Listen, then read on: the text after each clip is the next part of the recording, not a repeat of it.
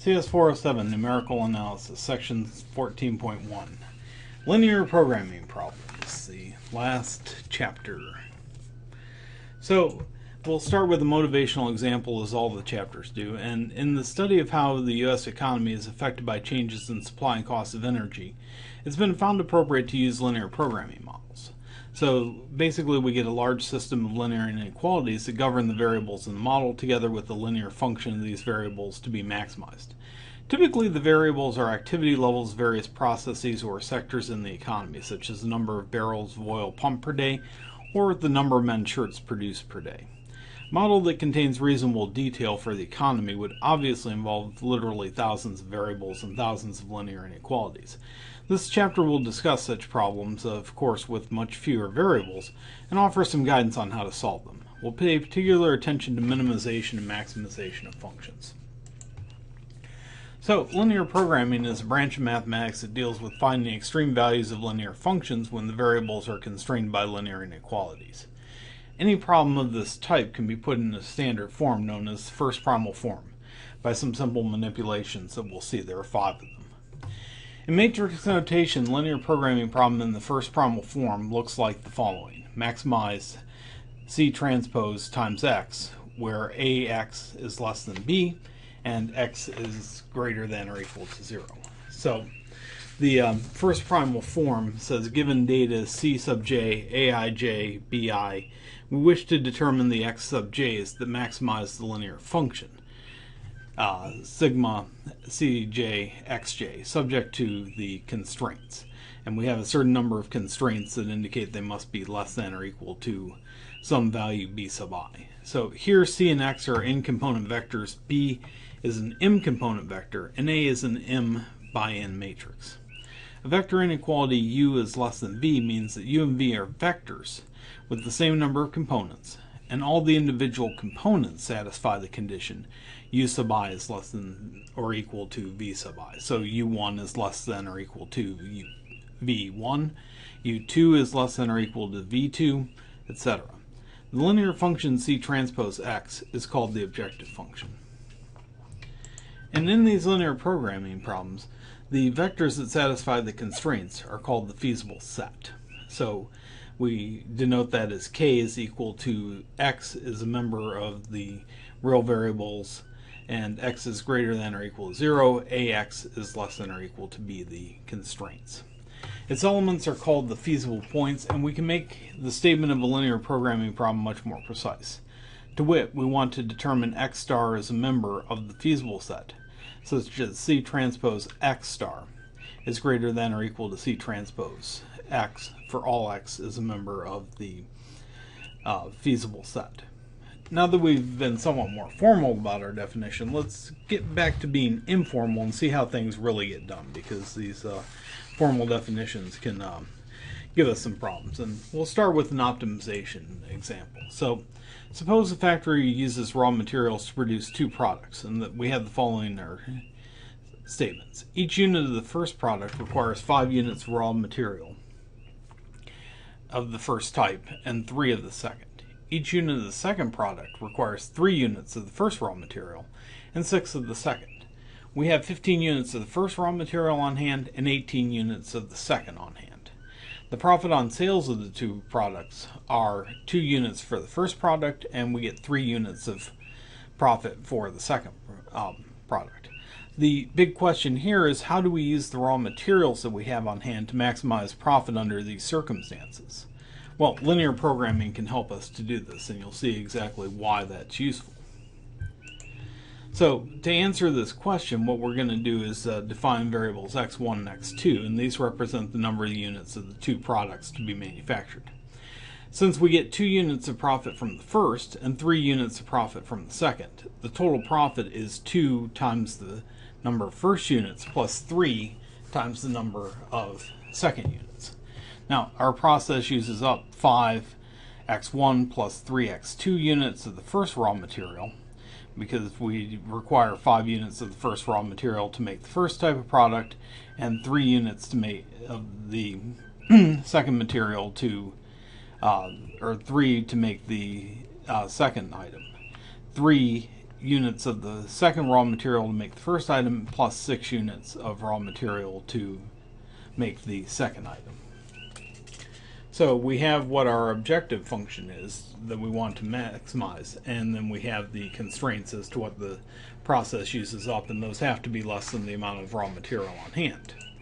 So since we have the 15 units of material 1 and 18 units of material 2, we're going to have 5x1 plus 3x2 is less than or equal to 15, because we only have 15 units, and 3x1 plus 6x2 is less than or equal to 18. We obviously also have that both x1 and x2 have to be greater than or equal to 0, because we can't manufacture negative quantities of these. So the solution to this problem is a vector x is greater than or equal to 0 that maximizes the objective function that determines our profit, 2x1 plus 3x2. So let's put it all together. And so what the linear programming problem gets formulated as is maximize 2x1 plus 3x2, our profit, subject to the constraints on the raw materials. 5x1 plus 3x2 is less than or equal to 15, 3x1 plus 6x2 is less than or equal to 18, and the number of individual units has to be greater than or equal to 0. And we can formulate that more precisely in terms of the feasible set. K is equal to x, x is greater than or equal to 0, 5x1 plus 3x2 is less than or equal to 15, and 3x1 plus 6x2 is less than or 18, and we want to make 2x1 plus 3x2 as large as possible. So because the number of the variables in this example is only 2, it's a fairly simple one, we can actually solve this graphically. Now to locate the solution, we begin by graphing the set K, the feasible set. And this ends up being the shaded region here in the figure. Then we draw some lines. 2x1 plus 3x2 is equal to alpha, where alpha is given various values. These lines are dashed in the figure and labeled with the various values of alpha. So you can see alpha is equal to 12, alpha is equal to 15, alpha is equal to 69 over 7. Finally, we select one of these lines with the maximum that intersects K, and you can see that's actually alpha is equal to 69 over 7. And the intersection is the solution point and the vertex of K. And so solving this, basically we have 2 times 12 over 7, that's x1, plus 3 times 15 over 7, or x2, and that turns out to be 69 over 7. So now let's look at how we can use mathematical software before turning to a discussion of transforming problems into the first primal form. So we can use mathematical software systems such as MATLAB, Maple, or Mathematica to solve linear programming problems. However, we have to be careful with the results. So one system that the authors discuss yields the 12 over 7 and 15 over 7 with an objective function equal to 69 over 7. Another program gives the value of x is equal to 1.7143, y is equal to 2.1429, with an objective function is equal to minus 9.8571. And that would be a negative profit, and we know that we can actually make a little bit of money on this. So why does that turn out that way? And it's not that the program is doing things incorrectly or according to the rules of Bizarro World from the Superman comics. Some of these mathematical systems contain large collections of commands for optimization of general linear and nonlinear functions. And for nonlinear optimization, they can handle unconstrained and constrained minimization, as well as a number of other tasks. If the program performs minimization of the objective function, and we actually want to maximize the objective function, we need to minimize the negative value of the objective function. So that's why you can get a negative value. Also, it may allow for additional equality constraints, and since we don't have any, we set those to null entries.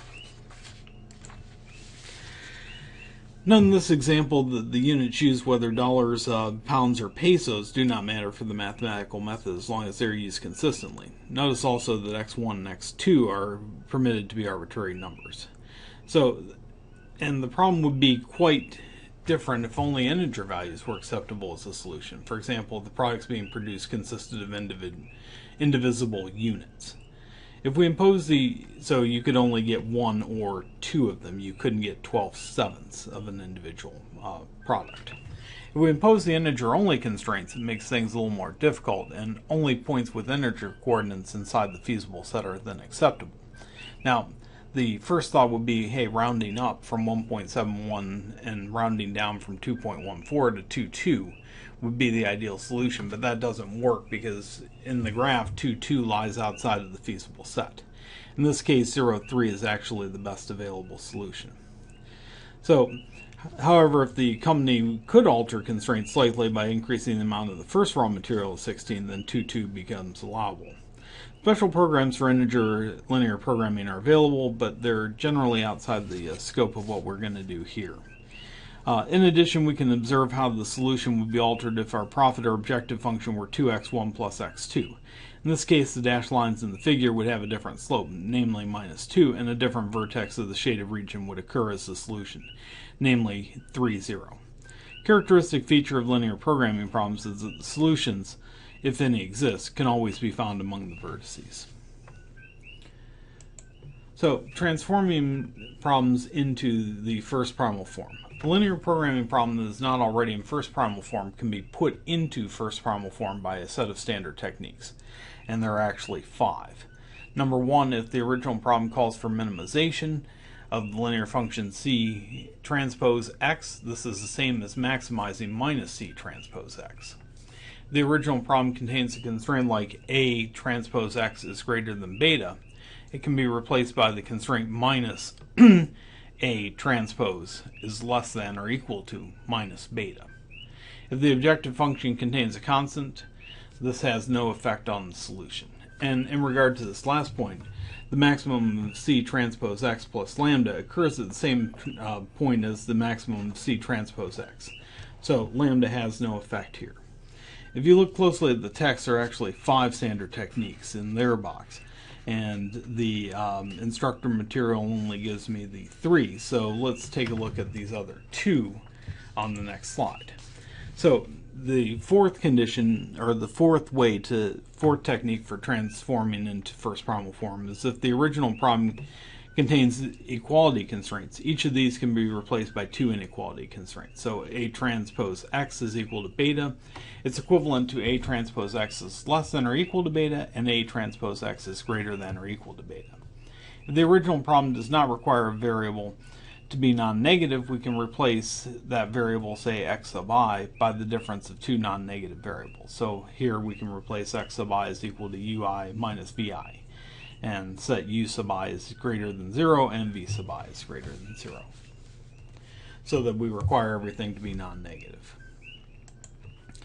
So here we have an example. The linear programming problem in the first bullet is not in first primal form, but the second one is actually in first primal form. So what we did is we did all 5 techniques in this. 1, we switched to maximize from minimize.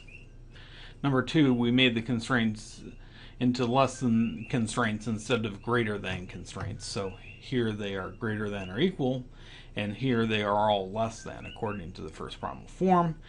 We also did a removal of the constant 4 because we don't need the constant in there. When we maximize this value, it's going to be the same as if we maximize it and added 4. The replacement of it, we also did the replacement of an equality, the equal 15, by 2 individual inequality constraints, and we did the replacement of variables that were not required to be non-negative. Now let's look at a related problem called a dual problem. So, corresponding to a given linear programming problem in the first primal form, there's another problem that's called its dual. And we can obtain the dual from the original primal problem by changing maximize to minimize, swapping b and c, and flipping the equalities of the constraints. Let's take a look at how we can do this with an actual example to make things a little bit clearer. So, again, the minimize and maximize are interchanged. We use the b values instead of the c values for the objective function. So, here are the b values. They become part of the objective function in the dual problem.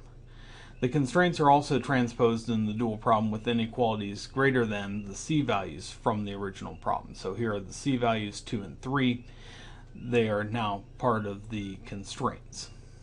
The individual variables both do need to remain positive in both the original problem and the dual.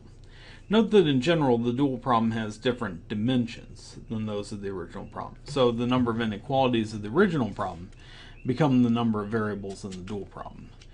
Now let's examine the relationship between the primal and dual problems. And in particular, there's an elementary relationship that exists between the original primal problem and its dual. So if x satisfies the constraints of the primal problem and y satisfies the constraints of the dual, then C transpose x is less than or equal to B transpose y. So consequently, if they are equal, then x and y are solutions of the primal problem and the dual problem, respectively.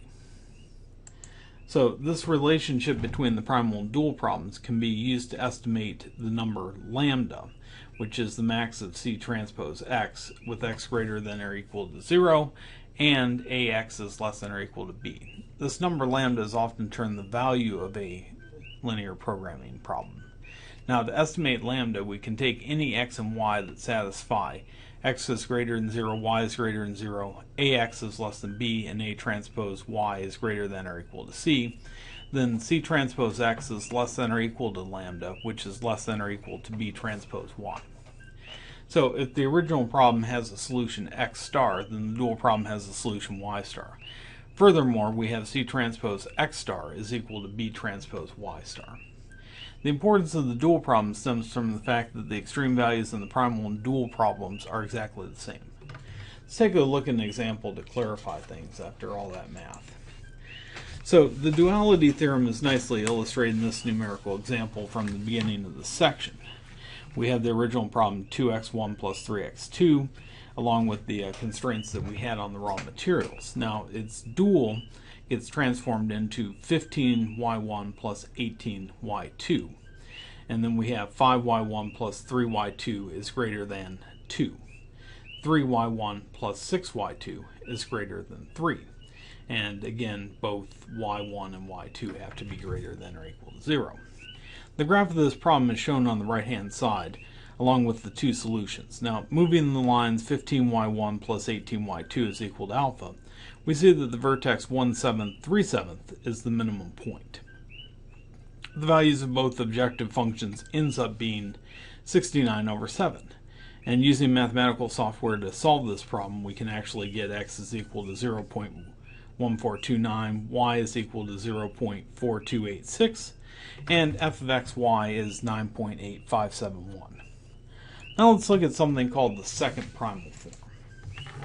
So we can introduce an additional non-negative variables, call them xm plus 1, xm plus 2, all the way to xm plus m, and these are known as slack variables, so that some of the inequalities can be written as equalities. And using these slack variables, we can put the original problem into the second primal form. Let's take a look at what that looks like.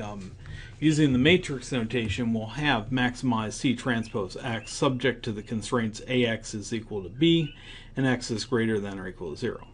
When a problem in the first primal form is changed to the second primal form, we increase the number of variables and alter the quantities n, x, c, and a. That is, a problem in the first primal form with n variables would contain n plus m variables in the second form.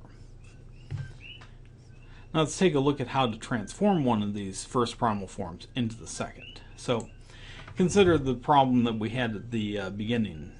2x1 plus 3x2 is the objective function we want to maximize subject to the constraints on the raw materials. Here what we can do is we can introduce two slack variables, x3 and x4, to actually take up the slack in the two inequalities, the less than or equal to 15 and less than or equal to 18.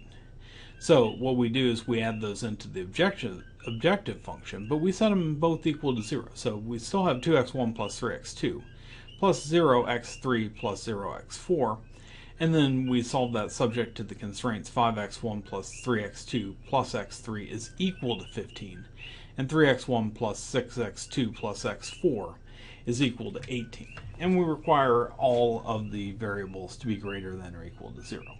So we end up seeing exactly how much material we have left over. Now, the nice thing about the second primal form is because you have slack, it's kind of the slack key guitar of linear programming. You can also deal with absolute values in linear programming, and problems involving absolute values of variables or absolute value of linear expressions can often be turned into linear programming problems. Consider minimizing the absolute value of x minus y subject to linear constraints on x and y.